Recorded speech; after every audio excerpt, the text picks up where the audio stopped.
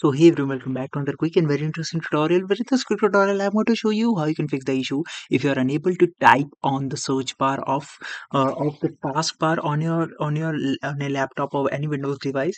For example, this is the search bar. If you are not able to type on it, now in order to fix that, just simply open the Task Manager just by pressing right click on the Start menu, and here you'll see this option of Task Manager. Now in the Task Manager, go to the Processes section, and here you have to find the process of search. It's right there. And now in order to fix that, just simply right click on it and hit on this option of expand right there again. Now here just simply select this search option that appears first and hit on this option of end task.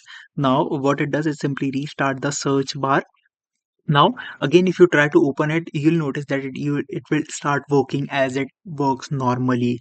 Alright, so that's it for this tutorial. I hope this video will be helpful for you. Make sure to hit the like button and subscribe button for more such helpful and interesting tutorials. See you in the next one. Take care.